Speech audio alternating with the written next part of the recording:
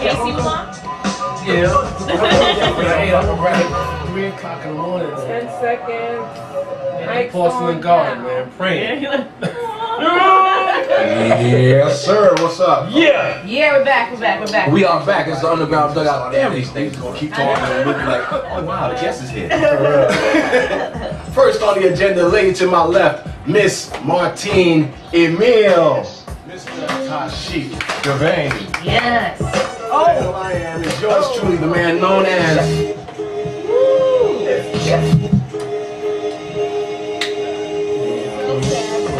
He's still battling them. Did you? I didn't post that. I didn't tell you. Yes, I actually saw the post, and yeah, when he was battle rapping and he had to get battling Disaster.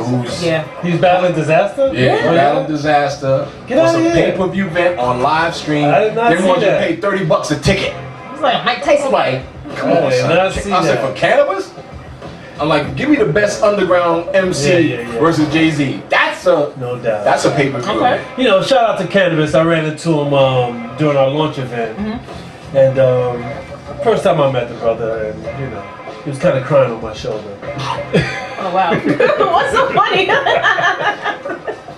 Shout out to Cannabis, man. You know, I was happy to be an ear for you. You know what I'm saying? You know, but started getting my collar a little wet after a while, man. You know, man. But yo, what I'm saying, Tashik, yo, what's up, man? I was like, you know, I had to wring out my collar after I finished talking to him. But it was good. No, because he pulled out a notepad in the middle of a battle. If this is a freestyle battle, you're supposed to be coming from here. Yeah, talk about whatever clothes he got on or whatever, and you pull out a notepad and you shout proudly, I got 30 pages of rhymes in this motherfucker. I'm like, it could be a publicity stunt. Yeah. You know, he's. But then on top of that, you your arm is in a sling. From what I hear, like he's still signed up with the armed forces. Oh yeah. Because I guess after the last battle, I guess it was time to get a job. Damn. You know, speaking of that, it's so funny because I was talking to Martine last night. You know, I have artists post videos on my page quite often. Yeah, a lot. You know, don't sugarcoat it. No, they be throwing it. Yeah, that's why he's blocking it right now. You know, it's full. He's like, you know what? Let me just. My thing is this: if you're a rapper and you're not a battle rapper, and you decide to get into some battles, and you get into a battle, and you get 8. Don't post a video on my page. Nah. That's not a good look, man. Not at all. It's like, look, Tashik, I can really get eaten. I'm like, yo, dude. Mr. SuperKing Armor. Peace, peace. What's going on, everybody? Yes. How y'all doing? Hello. All right. Yeah, because this is what made me call him. I saw this on the train. I was like, oh, shit, SuperKing, man. Hold up.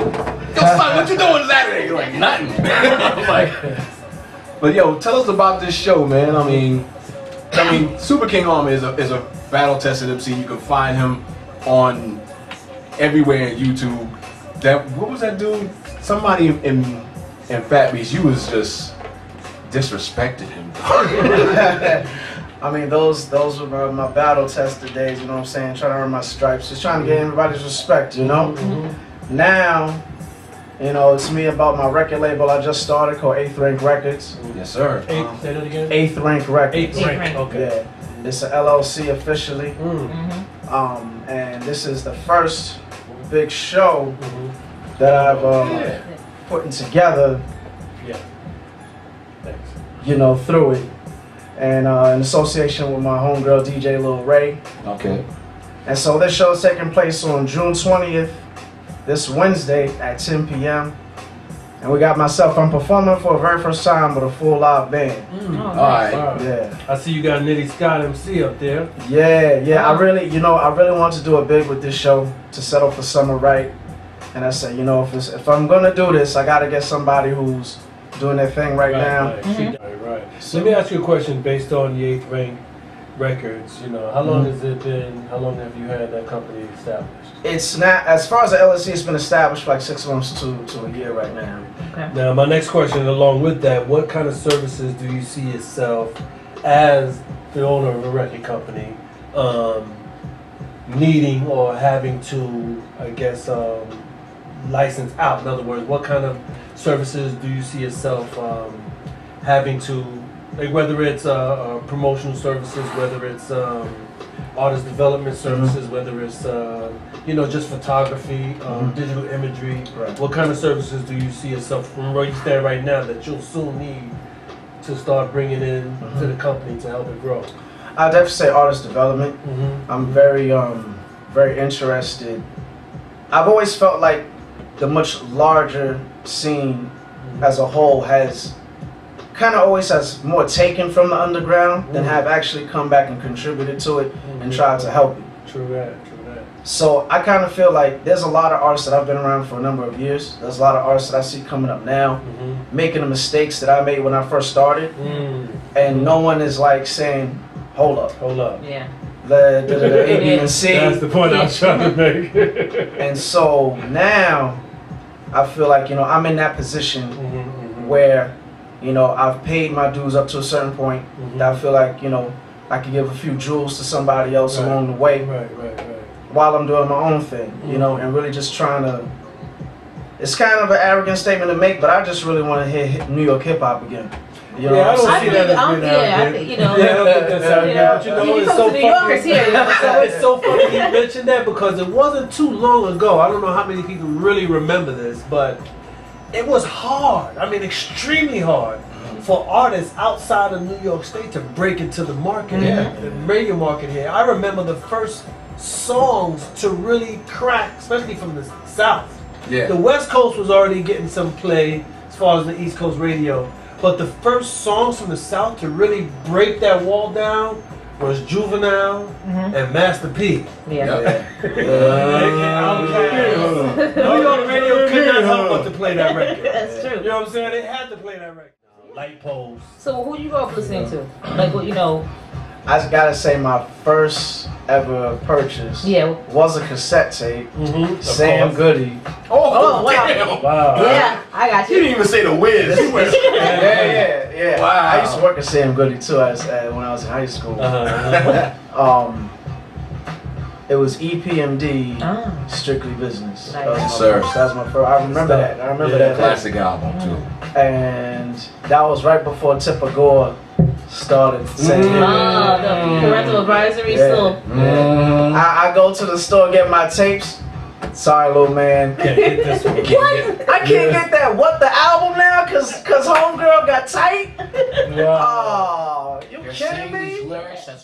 Feels like 4 miles I'm walking right now, but it is what it is. I love it. But do you think that there's anything special which can explain or account for so many top artists coming out of Queens over the last, like I said, 10 years, come from Ja Rule to 50 to, going back to Run, to... I think there's a certain amount of we wanting to prove ourselves.